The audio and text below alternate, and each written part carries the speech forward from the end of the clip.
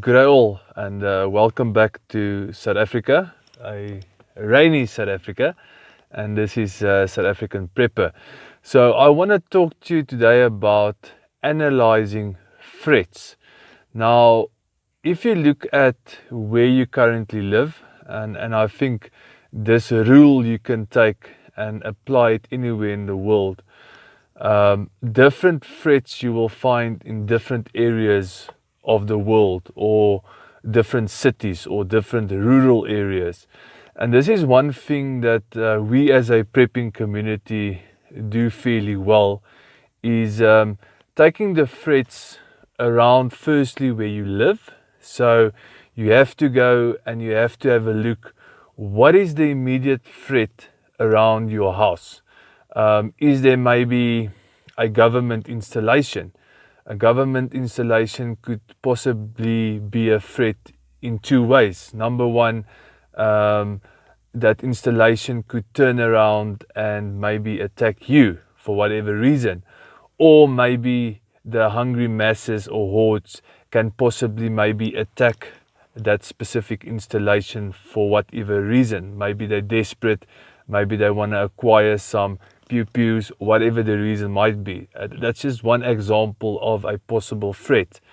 Now, in cities where you have dense populations of people, so a lot of people, let's say an example, New York City, where you have big skylines, or Johannesburg, or even Cape Town in South Africa, where you've got a lot of people living in small spaces on top of each other, okay? That is a possible threat. And the reason why we say that is because at some point when a collapse takes place, all of those people that are living on top of each other are going to become desperate for something. Desperate for food, or desperate for water, or desperate for survival. And this could possibly be a threat to you as a prepper.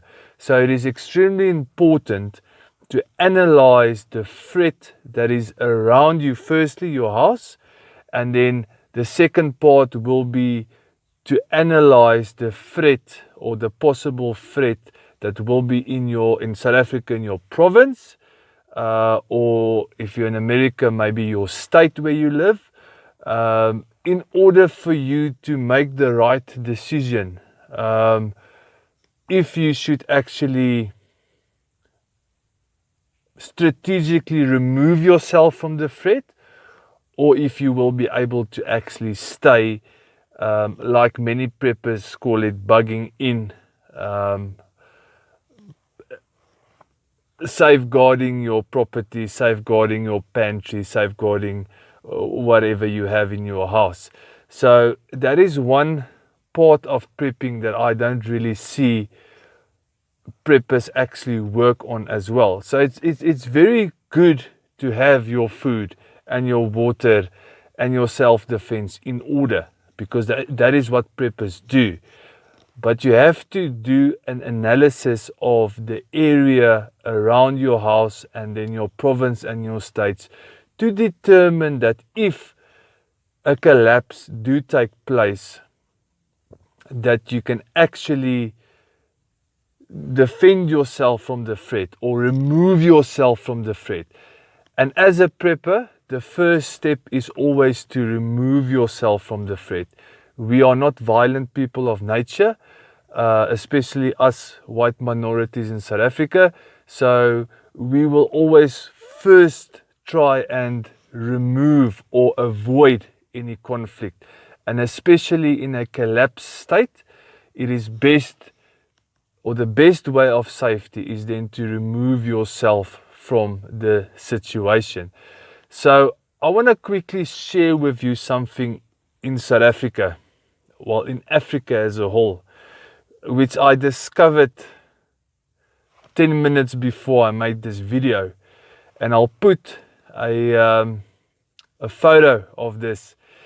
So this photo tells us, well, let's give you some background. So this is I went into the African Union website, And one of their mandates, and you will see that it is encircled, one of their mandates, okay, is to eradicate colonialism. Okay, so in South Africa, myself, South African prepper, being seen as a white man, okay, is also seen as being part of colonialism. Okay, so why am I talking about this? Firstly, I want to tell the world that the AU's plan and mandate is to eradicate, okay, anything from colonialism, which is myself and my family. Now, let's say the European Union had to say on their mandate that they want to eradicate Africanism. What will the world say? The world will go haywire. Yet the African Union actually condoles and says their mandate is to get rid of white minorities in Africa. And a very good example of this is Zimbabwe. So this, for me, the reason I'm talking about this is because this is a threat for our community. This is a threat for my family. This is a threat for the Boer nation of South Africa. Guys, please like, share and subscribe. And for all of our loyal supporters, thank you very much. And God bless all of you.